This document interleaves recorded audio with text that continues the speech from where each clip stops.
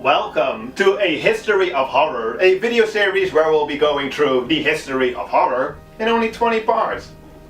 Quite ambitious, I know. Since this is the first part, I want to start with a little introduction, but if you just want to start, immediately with me talking about the movies, you can just skip all of that by going to this time mark.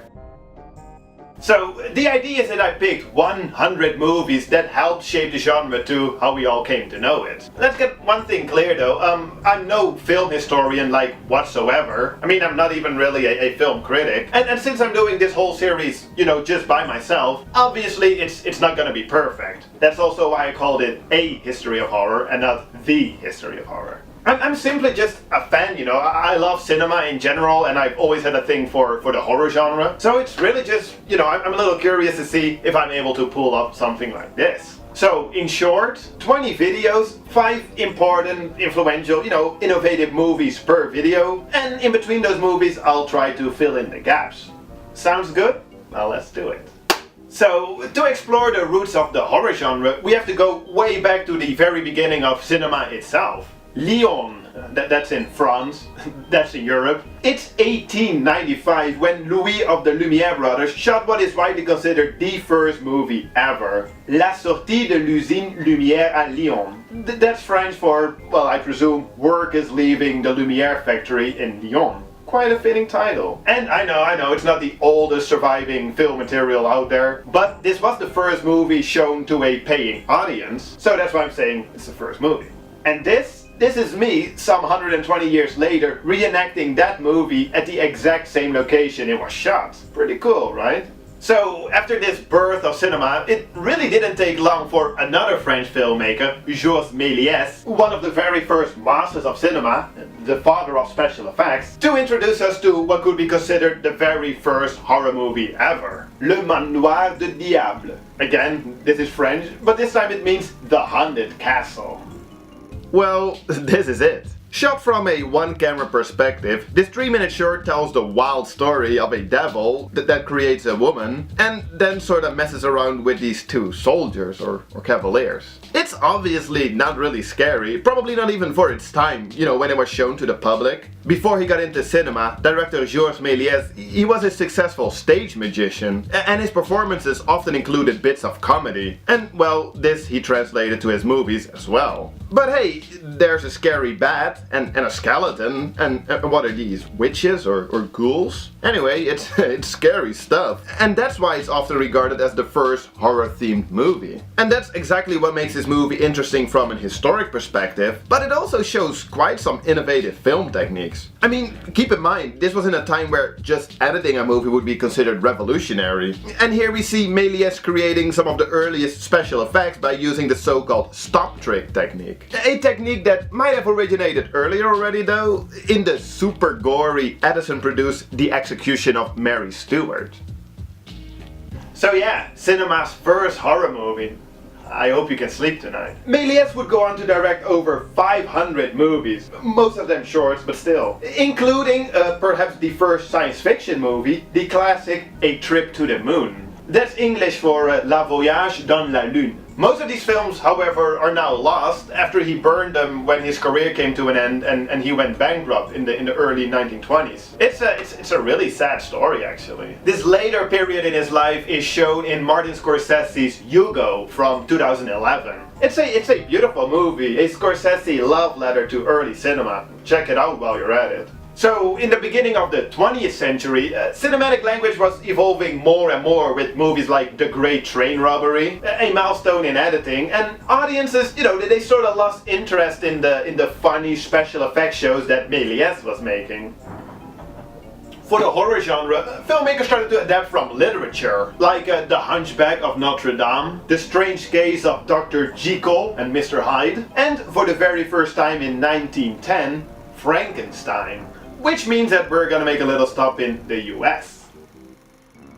Yes, we all know Boris Karloff as Frankenstein's monster in Universal's adaptation, but first there was this version. Produced by the Thomas Edison Studios, responsible for countless productions including the aforementioned Great Train Robbery, Frankenstein tells the story of Dr. Frankenstein, remember kids, Frankenstein is a doctor, not the monster, who leaves for college where after 2 years he discovers the mystery of life.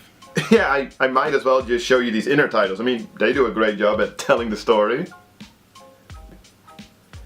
You got that? Okay, good. And, well, from here on, the monster just sort of follows Dr. Frankenstein around, who doesn't really want anything to do with him. And then the monster gets jealous when the doctor returns to his sweetheart.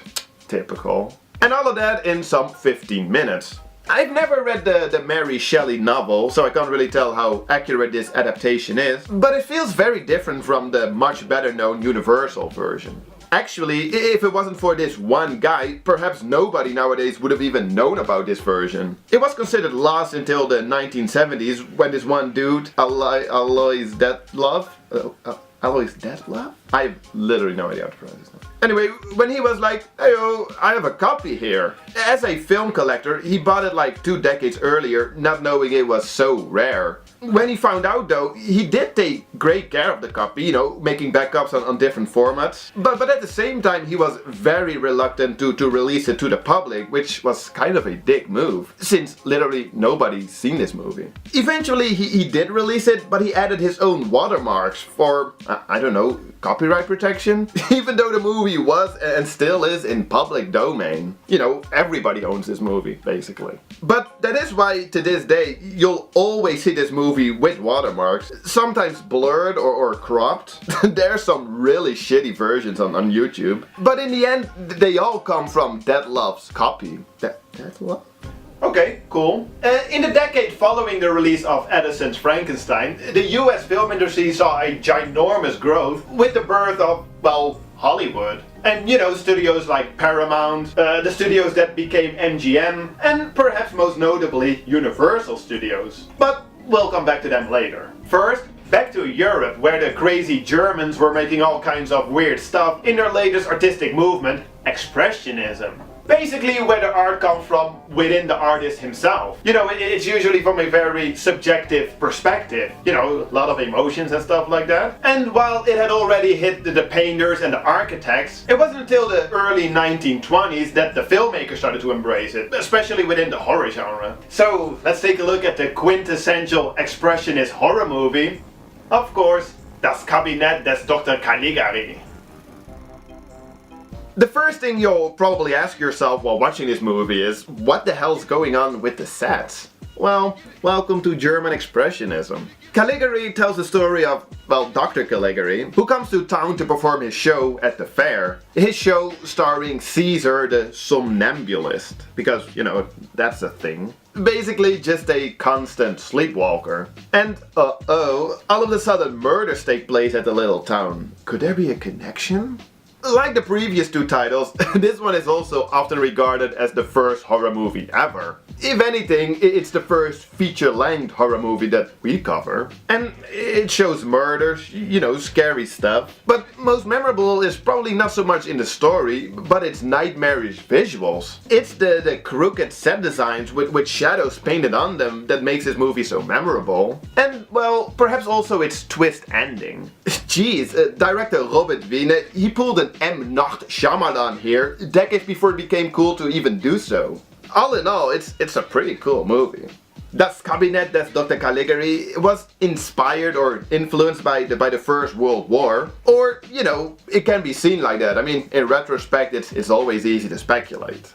But it did definitely inspire and influence movies to come. The whole German Expressionist movement in general did, actually. Most notably the American horror movies. You know, when German filmmakers start to emigrate to the US, like director Paul Laney, who would go on to direct The Cat and the Canary, and cinematographer Karl Freund, who shot the German Expressionist horror movie Der Golem, and who would go on to shoot Universal's Dracula. But before we go there, you know, back to Hollywood, let's stay in Germany for a little bit. So, we've had Das Kabinett des Dr. Caligari. I just mentioned Der Golem, or Der Golem, wie in die Welt kam. So, what was that other famous German expressionist horror movie again? Of course, it's Nosferatu. Or in its full original title, Nosferatu, eine Symphonie des Grauens. Directed by legendary German filmmaker Friedrich Wilhelm Murnau, Nosferatu is the first movie adapted from Bram Stoker's classic horror novel Dracula, and the first movie produced by Prana Film. as well as their last, since it declared itself bankrupt soon after they were hit with legal issues by Florence Stoker, Bram Stoker's widow. Uh-oh. Yeah, as it turns out, the studio never got the rights to the novel, and well, they figured that if they just make some changes to the source material, it would all be just fine. But that's not how life works. Especially not since it's still quite close to the novel. A real estate solicitor is sent to the castle of Dracula, of Count Orlok, of course, to sell him a house in London. In Wisborg, of course. But soon, the guy is sort of locked up in the castle, and Count Orlok will travel back to Wisborg himself, wreaking havoc on the boat and in the town.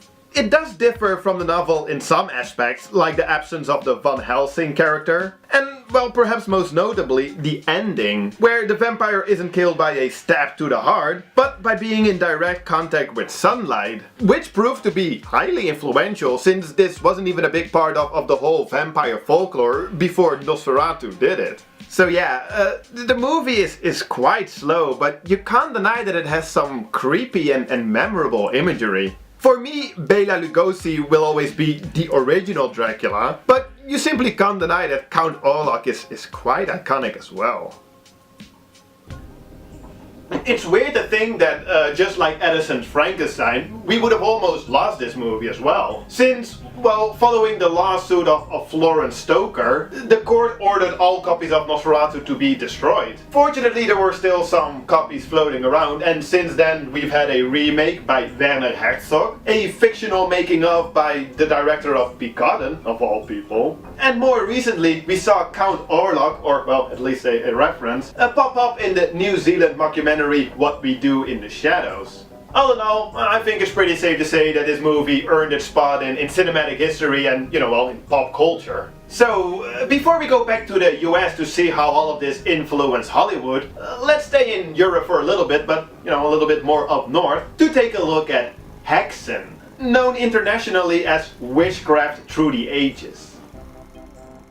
Released the same year as Nosferatu, this Danish-Swedish co-production tells the story of, if you haven't guessed it already, witchcraft. Perhaps not as directly influential as the expressionist movies from Germany, director Benjamin Christensen, he did do something quite different here. Partly based on this old book about witchcraft, he presents his story half documentary, half reenactment, in 7 parts. And it's these fictional reenactments that feature quite some horror elements. I mean, look at all that early torture porn. That, together with some daring nudity,